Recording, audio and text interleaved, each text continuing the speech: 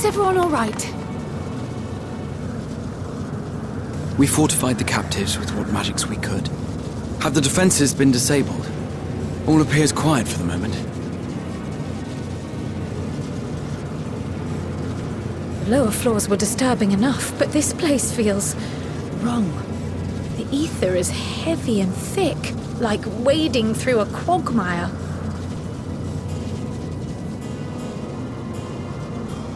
I believe we stand in the tower's beating heart.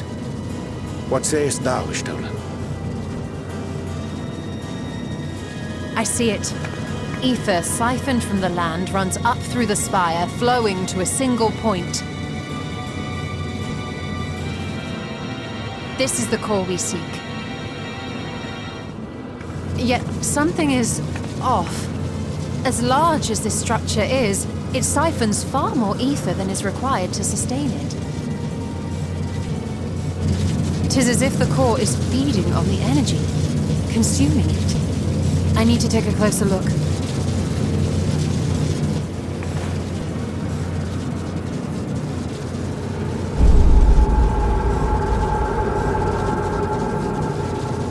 Curious. There is something there embedded inside the core.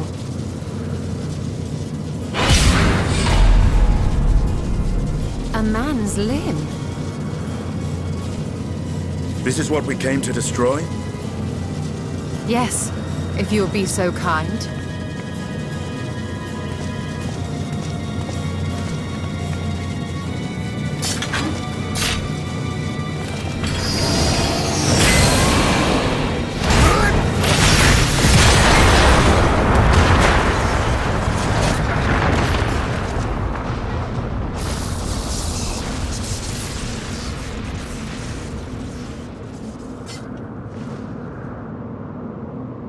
And that should be the end of it.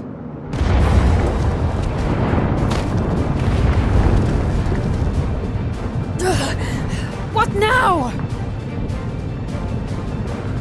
My theory that the tower might come crashing down following the core's destruction doth appear to be correct. Bully for you! And how are we supposed to survive the fall?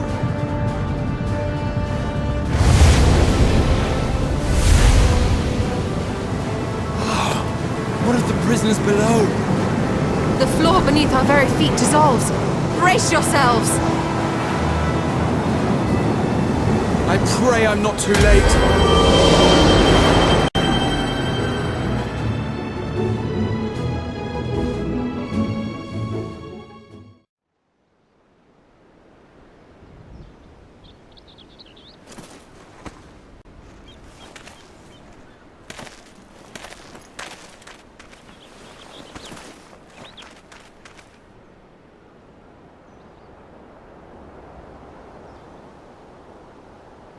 Oh, what happened?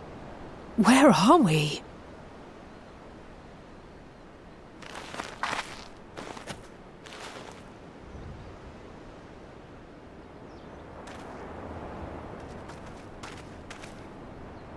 By my reckoning, we're still on the island where the tower stood.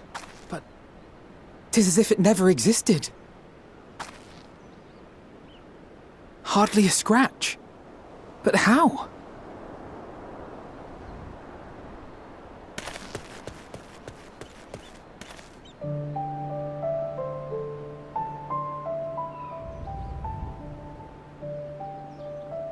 Graha wove a levitation spell at the last moment. Large enough to catch everyone, it would seem.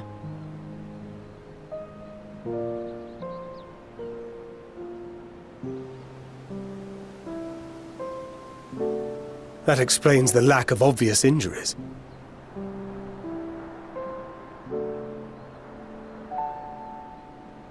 The expenditure of so much ether has taken its toll. He will need plenty of rest, but should otherwise be none the worse for wear.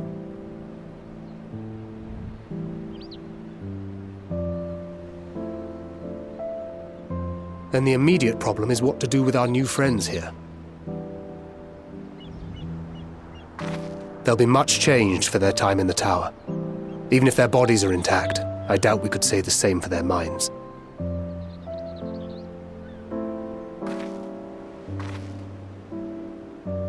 Angelo and I will take care of that. I have every faith in you, Alize, but there are just too many for you to treat alone.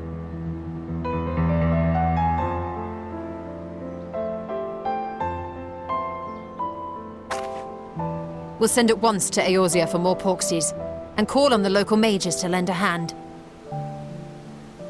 Hail, Scions! We were watching the tower when it simply disappeared. What happened here? The threat is banished, and thy people delivered. They are, however, in need of treatment, and we of a secure locale and helping hands to assist us in its provision.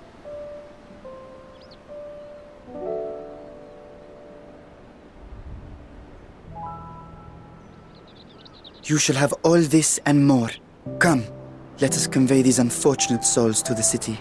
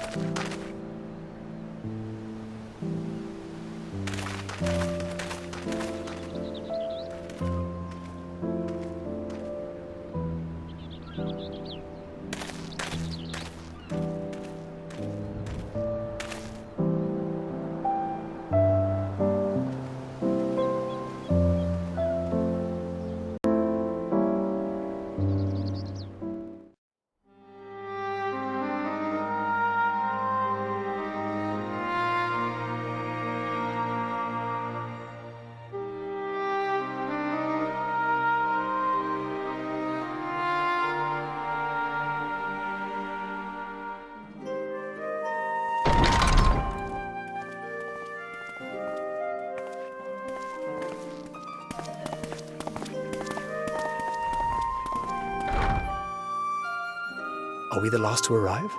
I hope we've not kept you waiting. Not at all. Your comrade is feeling better, I trust.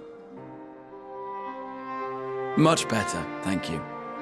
Harness remedies are certainly potent, in more ways than one. One becomes accustomed to the taste, although I hope you never have cause to do so. Pray, take your ease.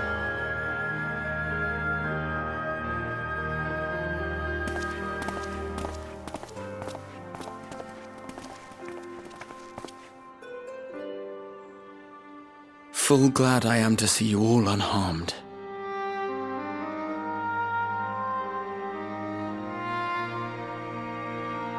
Valiant Scions, for your heroism, you have my boundless gratitude. You cast down that dire tower and set free its hapless captives. You cleanse their souls of its corrupting influence. No words of thanks will suffice. In place of platitudes, I offer a bounty of warding scales. Pray accept your due reward, along with the goodwill of Radzat-Han. Alchemists throughout the land were put to work in the forging of your talismans. The finished ones have been collected, and now await you at the High Crucible of Alchemia. Present this letter when you are ready to take them into your possession.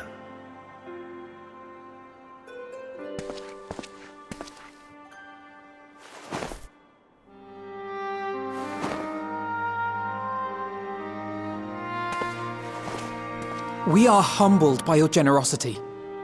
Know that the inventive wisdom of Radzat-Han will be vital in restoring serenity to our star.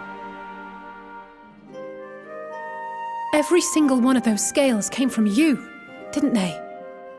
You must still be in such pain.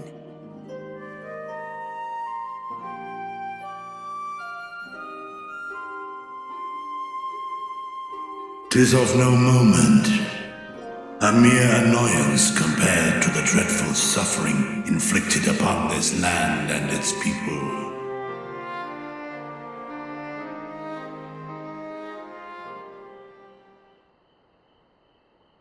Albeit brief, my involvement in the Dragonsong War afforded me a glimpse of the myriad sorrows which consumed both dragon and man. Though you were half a world away, such tragedies as befell your kin must have affected you deeply.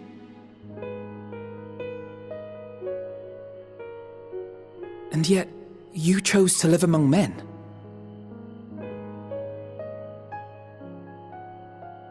In the age when that conflict first bloomed, my choice had already been made.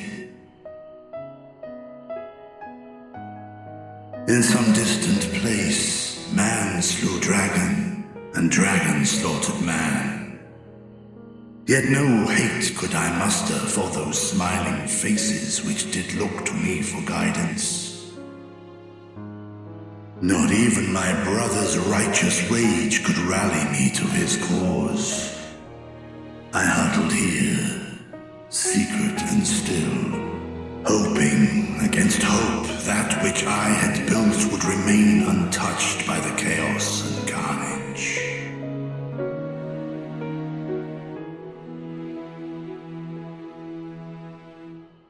'Twould seem we share the same desire for peace, great Vritra. To that end, I wonder if we might trouble you with another question.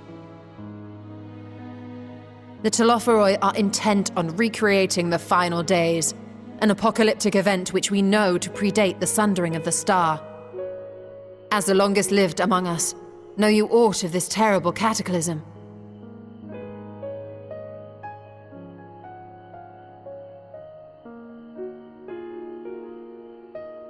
Nay, when war and strife drove my sire from his home, he crossed the great expanse with only our unhatched eggs as company. He alighted upon a shattered source, its 13 reflections long since scattered beyond the rift. Of events preceding his arrival, he knoweth naught, save that which Hydralin hath deigned to disclose. I see. So again, 'tis the inscrutable Hydralin to whom we must look for answers.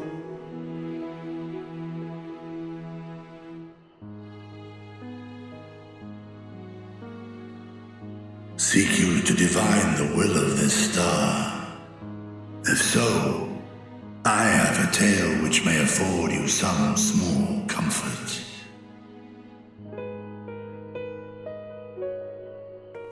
'Tis a story from my youth, many, many years ago. To my sire, I once posed the question, of all the stars in the sky, why didst thou settle upon this one? To which Midgardsormr did reply, 'twas the last bastion of hope. He believed so long as Hydralin endured, so too might dragonkind. Solemn and portentous were his words. What deeper meaning they held, I could not, dared not pursue. 'Tis a stone I've left unturned ever since. Yet take you solace in the knowledge that whatsoever Hydralin does strive towards, 'tis an ideal which hath earned my sire's conviction.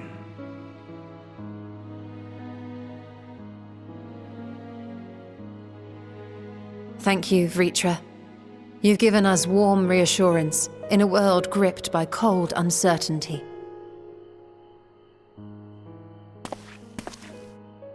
While I'm sure we all have a great many questions, I think it's time we collect the talismans and be on our way. Our fight against the Thalnairian is far from finished.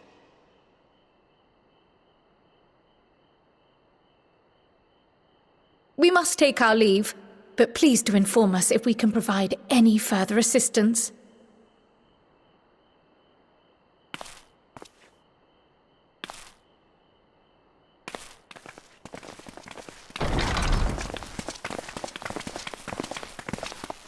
Prithee, a moment.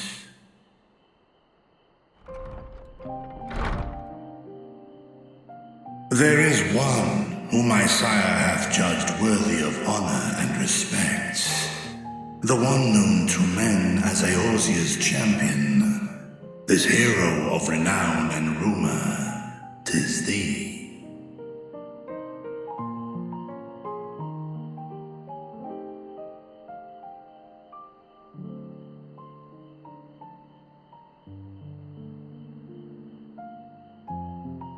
I know of his clash with Omega, and the long slumber which was his price. Yet even closed in sleep, my father's eyes are far from blind. He is watching over thee, watching over this world.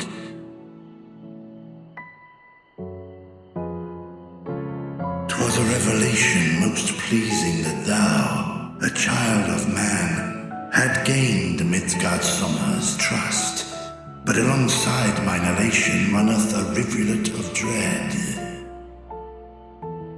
For upon thy life's reel wind too many threads of fate, power, weal enmeshed with woe. Amidst this tangled knot thou shalt know no rest. 'Tis an endless confluence of forces, a struggle without surcease. More terrible still is the attrition wrought upon thy companions, as they are swept up in the storm of thine existence.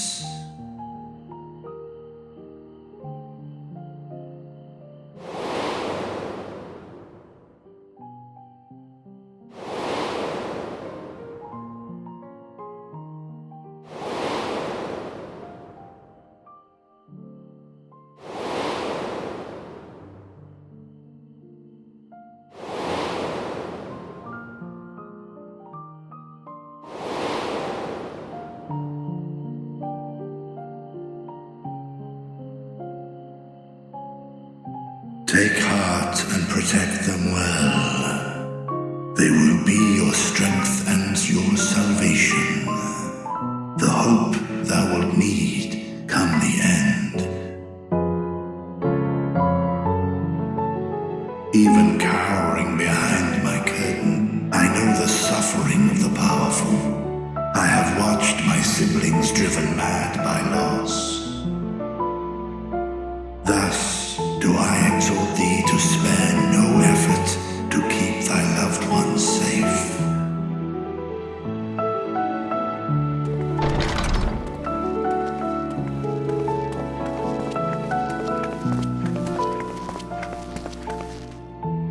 Apologies.